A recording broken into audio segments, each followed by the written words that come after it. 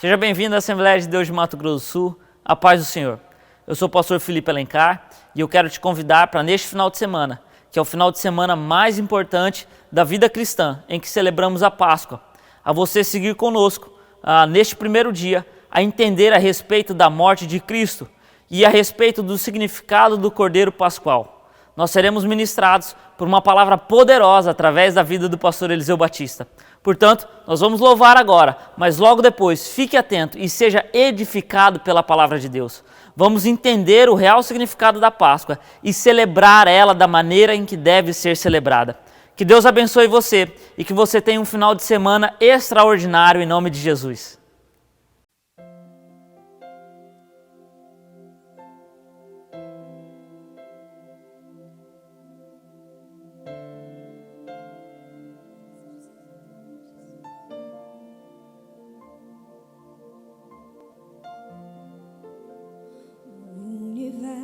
Chora, o céu se apagou, ali estava morto o Salvador, seu corpo lá na cruz, seu sangue derramou, todo o poder das trevas vencido foi.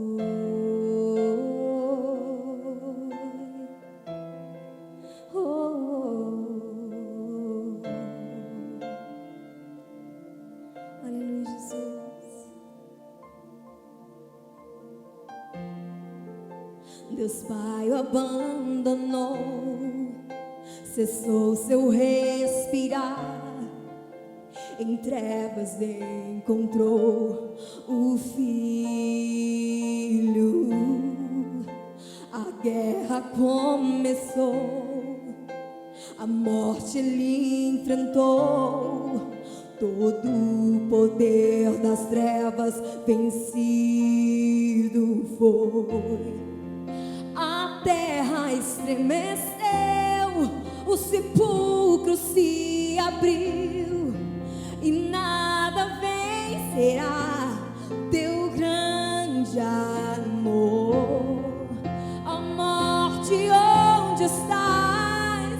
O Rei ressuscitou, ele venceu para sempre.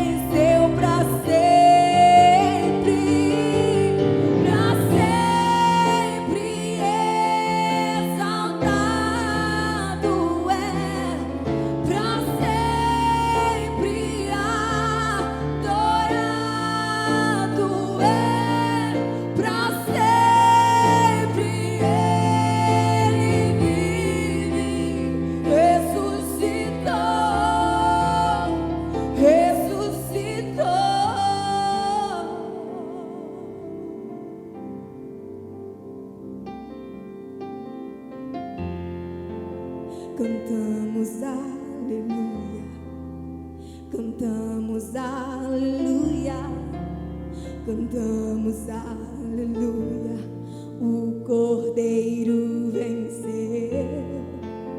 Cantamos aleluia, cantamos aleluia, cantamos aleluia, o Cordeiro venceu.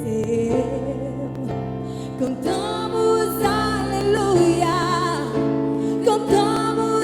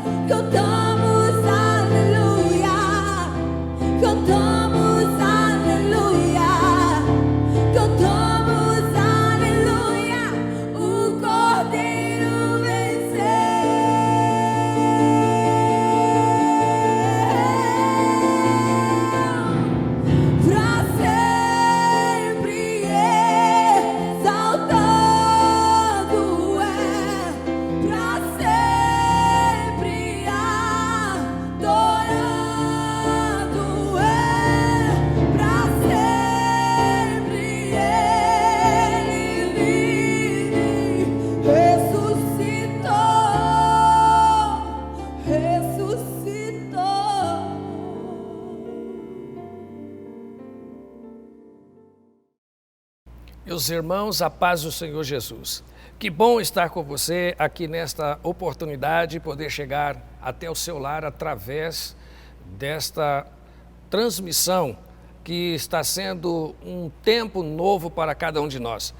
Estamos podendo alcançar muitos lares quando muitas famílias não estão tendo acesso a igreja para cultuar ao Senhor nosso Deus. Por isso, a Igreja Assembleia de Deus de Mato Grosso do Sul vem trabalhando nesse projeto para que você possa estar cultuando ao Senhor nosso Deus. Hoje eu tenho uma palavra de Deus para a sua vida.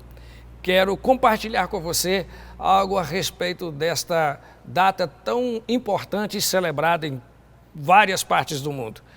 Quero compartilhar com você um texto que está no Evangelho de Lucas, no capítulo de número 23, e a partir do verso 33 e 34, onde a palavra do Senhor diz assim: E quando chegaram ao lugar chamado A Caveira, ali o crucificaram, e aos malfeitores, um à direita e outro à esquerda.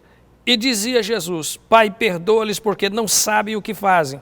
E repartindo as suas vestes, lançaram sorte. Eu gostaria que você pudesse, nessa data tão importante, fazer um recorrido pela Bíblia Sagrada e pudesse entender, ainda que em rápidas palavras, o simbolismo desta Páscoa que é tão comentada ao longo dos anos. A Páscoa, na verdade, é uma festa estabelecida por Deus ao povo de Israel, quando este ainda estava como escravo na terra do Egito. A Páscoa também marca o início, um começo de um novo tempo para o povo de Israel. Qual é a importância da Páscoa para nós, o povo cristão? Qual é a importância para nós que professamos a fé na pessoa bendita de Cristo Jesus? Por essa razão, eu quero convidar você a entender a importância da morte de Cristo Jesus, que é, na verdade, o que João escreve, o Cordeiro de Deus que tira o pecado do mundo. Ele é chamado de o Cordeiro Pascual. Jesus não foi um projeto fracassado quando ele morreu. Ele não é consequência de um plano que não deu certo. Na verdade, a morte de Jesus ela tem um propósito.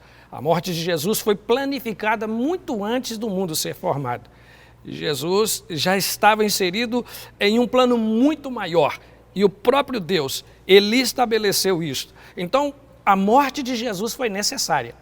Nós vamos entender isso. Lá na época da Páscoa, a palavra do Senhor diz que o cordeiro precisava ser morto no 14º dia. Eu acho isso tão interessante porque o cordeiro deveria ser separado no 10º dia e só podia ser morto no 14º dia. Os historiadores também afirmam que Jesus entrou em Jerusalém no 10º dia.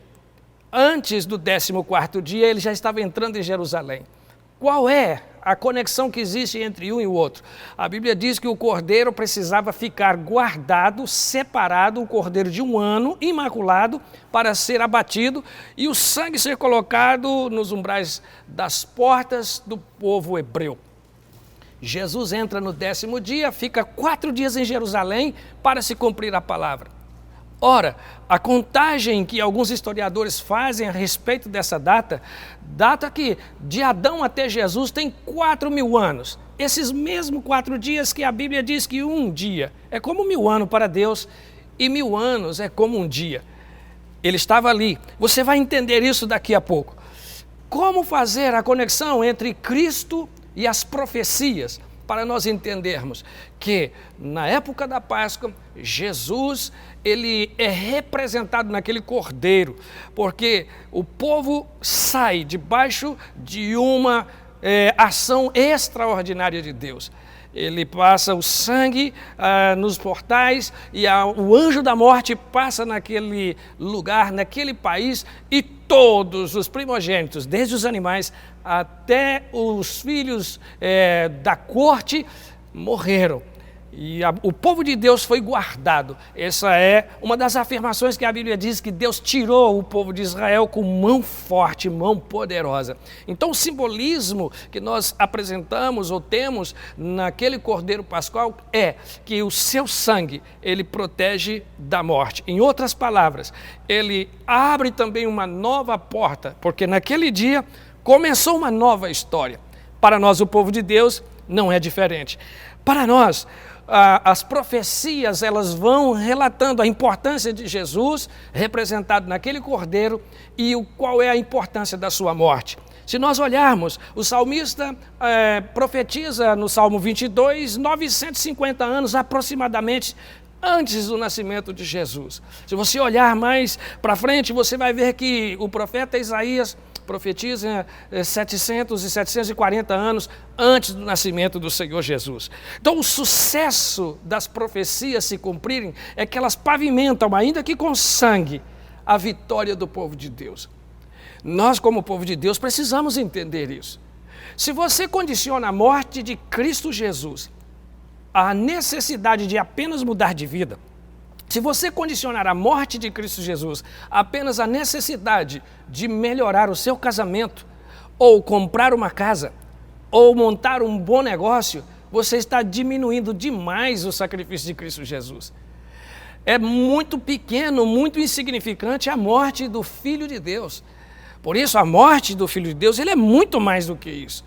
E nós, como povo de Deus, assim como o povo de Israel, que tem como um mandamento perpétuo, que tem que comemorar e celebrar anualmente esse acontecimento como algo extraordinário, nós, como povo de Deus, precisamos entender a importância da morte de Cristo Jesus. Muitas pessoas assemelham a morte de Cristo Jesus nessa época a coelhinho, a ovos, e isso é diminuir demais o Filho de Deus.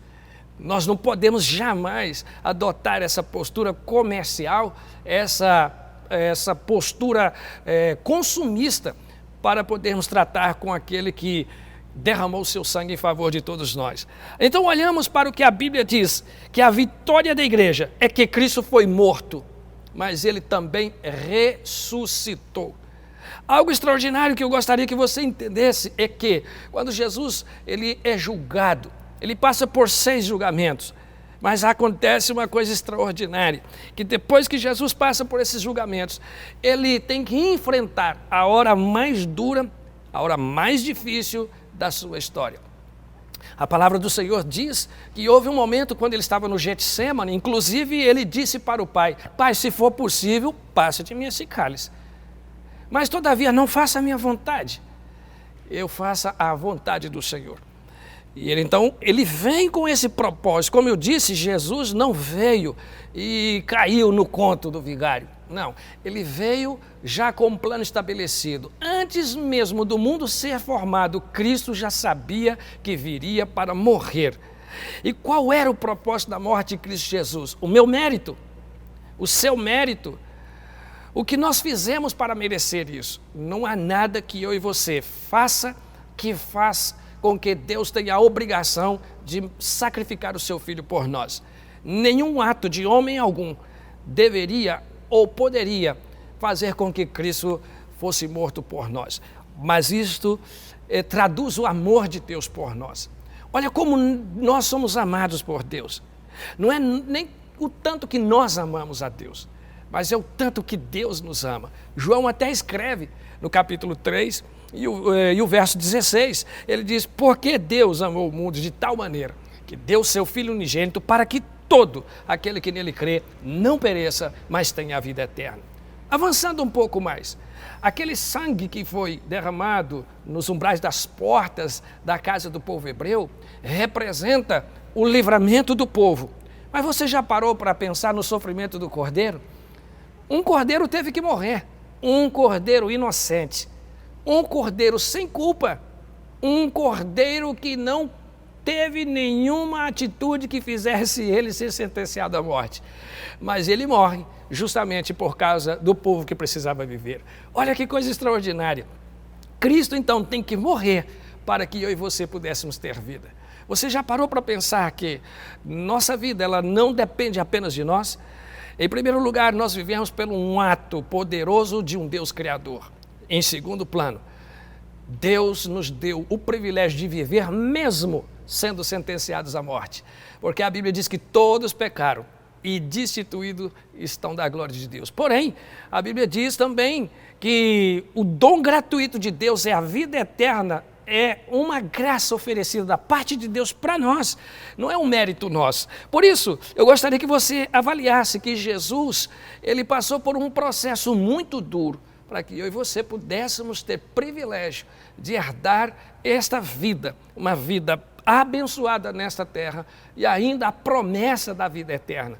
Então, caminhando aqui rapidamente, eu gostaria que você entendesse que Jesus, quando foi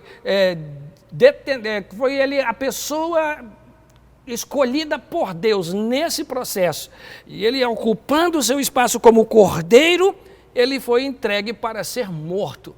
E essa é uma das horas mais duras de Jesus, uma das horas de sofrimento.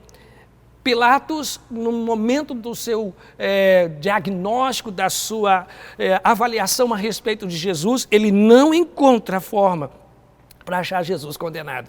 E aí, o que ele faz? A Bíblia diz que ele lava as mãos. Na verdade, o ato de lavar as mãos era a ação da pessoa que estava sendo julgada, e aí era colocada uma bacia de água diante dele e dizia: você lava as suas mãos, você atesta publicamente que você é inocente. E ao contrário de Jesus lavar as suas mãos, quem lava as mãos é Pilatos, dizendo: eu estou inocente nessa história. Na verdade, o que fez Pilatos lavar as mãos foi a sua culpa. Ele tentou se inocentar, mas era impossível ser inocente porque o sangue do cordeiro ainda não havia sido derramado. Portanto, muitas pessoas tentam lavar as mãos, tentam se fazer inocente sem passar pelo sacrifício de Cristo Jesus. Quantas pessoas não aceitam, quantas pessoas não se curvam e não reconhecem o sacrifício de Jesus e querem lavar as mãos com boas obras, com algumas atitudes, com algumas boas ações, até sociais, e querem achar que estão inocentes diante de Deus. Mas sem derramamento de sangue não há perdão de pecados. Avançando aqui rapidamente, Jesus então passa a padecer o sofrimento.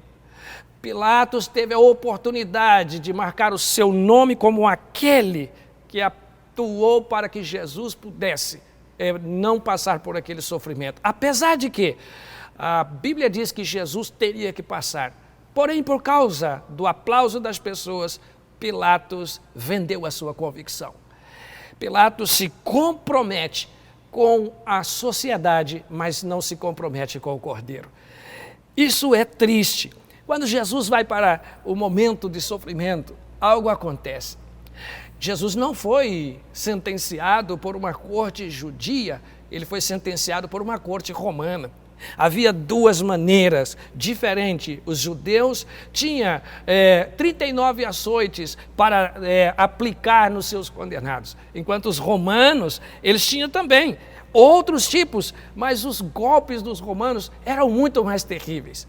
Ele fazia com que o homem sofresse de uma forma muito terrível. Sabe por quê? Porque o instrumento de tortura, ele tinha as tiras de couro, nas pontas havia pedaços de ossos naquele instrumento de tortura, e ainda outra parte, mais embaixo, havia pedaços de chumbo. O que fazia com que aquele instrumento fosse muito pesado, e quando fosse atirado contra o corpo de uma pessoa, aprofundasse, os ossos entravam na carne daquele indivíduo, cortavam suas carnes, nervos e tendões, e fazia com que o indivíduo sofresse terrivelmente. Esse foi o sofrimento que Jesus passou. Esta foi a forma como Jesus enfrentou a sentença que era minha e que era sua. Nós precisamos entender isso. Jesus passou por uma humilhação pública. Jesus foi exposto diante de todas as pessoas, principalmente quando ele é colocado entre ele e Barrabás, e a multidão grita: nós preferimos que seja Barrabás solto, e que o sangue desse homem aí pode cair sobre nós, o castigo, a sentença pode vir sobre nós. Eles não sabiam o que eles estavam falando. É por essa razão que Jesus, mais tarde, vai dizer aquelas palavras que eu citei na leitura que eu fiz no princípio. Jesus passa por um momento terrível de tortura. Mas andando mais para frente, a gente entende algo maravilhoso. Jesus se curva diante dos insultos, Jesus se cala diante dos insultos, para que eu e você pudéssemos andar de cabeça erguida, sabendo que toda a afronta contra a nossa pessoa, ela agora está depositada na pessoa bendita de Cristo Jesus. Que coisa extraordinária. Eu acho isso maravilhoso. Então, Jesus anda diante dos seus opressores de cabeça baixa, para que nós pudéssemos andar de cabeça erguida. Caminhando aqui rapidamente para o final desta palavra, eu gostaria que você pudesse entender que essa cerimônia pública, essa cerimônia que Jesus sofre de escárnio, diz a palavra do Senhor, que no meio desse trajeto, quando ele está levando a cruz sobre os seus ombros, um homem chamado Cirineu é forçado a levar a cruz de Cristo Jesus. Pensa nisso, que privilégio teve o Cirineu. Lá no Egito, o povo tem o privilégio de pegar o cordeiro, mata o cordeiro e passa o sangue nos umbrais das portas, e o anjo da morte não lhes pode tirar a vida. E aí a Bíblia diz, ela nos ensina que sem o sangue de Jesus em nós não podemos ser perdoados. O Cirineu é constrangido, obrigado a carregar a cruz. Muitas pessoas evitam a cruz, muitas pessoas evitam se encontrar com o Jesus crucificado. O Cirineu teve que encontrar com Jesus. E a Bíblia diz que ele não só encontrou com Jesus, como teve que carregar a cruz. E aí eu fico pensando que o sangue de Jesus que estava naquela cruz caiu sobre a vida do Cirineu. E esse homem nunca mais foi o mesmo. A história da vida daquele homem mudou porque o sangue de Jesus estava lá. Assim como o sangue de Jesus estava nos umbrais das portas e aquelas famílias foram preservadas, eu tenho certeza que a vida daquele homem também foi preservada. Meu conselho é, não evite a cruz de Cristo, não fuja da cruz de Cristo, não fuja do sangue de Jesus, pois o sangue de Jesus é aquele que pode guardar a sua vida. O meu desejo é que essa Páscoa tenha um significado diferente para mim e para você. Que você olhe para ele ou para ela com um sentido diferente, analisando que alguém pagou um preço muito caro para que eu e você pudéssemos celebrar. Representa libertação, representa perdão, representa nova oportunidade, representa vida nova em Cristo Jesus, e nós precisamos herdar estas bênçãos que o Senhor tem para as nossas vidas. O meu conselho é que você possa estar desfrutando dos benefícios da Páscoa, uma nova data, um novo começo. O sangue de Jesus permite que o mal passe por cima de você sem tocar você. Por isso, meu desejo é que você possa desfrutar das bênçãos da cruz de Cristo e do sacrifício do Cordeiro Imaculado. Ele morreu. O primeiro sacrifício cobria pecados. Esse sacrifício, o de Cristo, tira o pecado para sempre. Portanto, guarde essa palavra no seu coração e que o sangue de Cristo Jesus seja sobre a sua vida. Oremos. Pai, em nome de Jesus, nós oramos crendo que o teu filho, a tua filha está coberto pelo sangue do Senhor Jesus. Pedimos que a bênção do Senhor seja sobre ele em cada momento, que o anjo da morte, que o mal, a miséria, a enfermidade não toque a vida do teu povo, pois eles estão guardados debaixo do sangue de Jesus. Oramos, Pai, e te agradecemos em nome de Cristo Jesus. Deus abençoe você, que a sua Páscoa seja uma Páscoa onde você vai viver ela com o Cordeiro que tira o pecado do mundo.